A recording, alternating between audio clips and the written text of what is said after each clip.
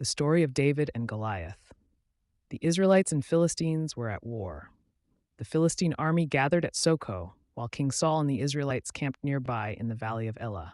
Goliath taunted the Israelites, challenging them to choose a man to fight him. "If he kills me, we'll serve you. But if I kill him, you'll serve us." For 40 days, Goliath taunted Israel. The Israelites were terrified. Even King Saul was afraid. Who is this uncircumcised Philistine that he should defy the armies of the living God? David exclaimed, outraged. David, outraged by Goliath's insults, volunteered to fight the giant, but his brothers mocked him. Saul doubted David, but finally agreed. He offered his armor, but David refused. It was too heavy. Instead, David took a sling and 5 smooth stones from a stream. You come with sword and spear, the carpenter's son, a story of love and sacrifice. Prologue, a light in the darkness in the quiet hills of Bethlehem. Under Aski ablaze with stars, a child was born, not in a palace, but in a humble stable. His first cradle was a feeding trough. His first visitors, shepherds who had heard angels singing of his arrival, glory to God in the highest and one earth, peace, goodwill toward men. The child was named Yeshua, Jesus, for he will save his people from their sins.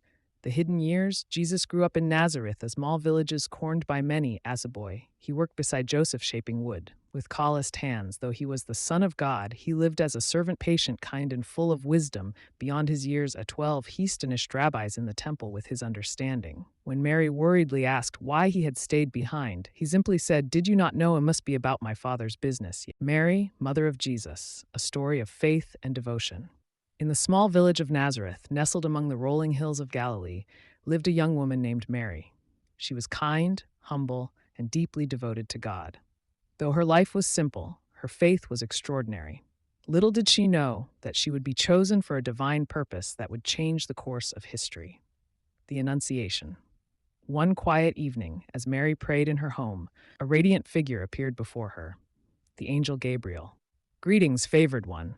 The Lord is with you," the angel Gabriel said reassuringly. Mary was troubled by these words, wondering what they could mean. The angel continued, "Do not be afraid, Mary, for you have found favor with God. Behold, you will conceive in your womb and bear a son, and you shall call his name Jesus. He will be great and will be called the Son of..." Here's a creative retelling of Elizabeth's story from the Bible, woven together from historical and theological insights found in the search results. Hasher. Elizabeth, a story of faith, miracles, and divine timing. The long wait. In the hill country of Judea, Elizabeth and her husband Zechariah, a priest descended from Aaron, lived as devout servants of God.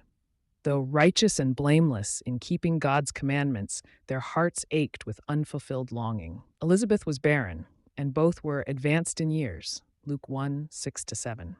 In a culture where childlessness was seen as divine disfavor, Elizabeth endured whispers of shame, yet she clung to her name's meaning. God is my oath. The angel's promise. One day, while Zechariah served in the temple, the angel Gabriel appeared, announcing that Elizabeth would bear a son named John, who would prepare the way for the Lord.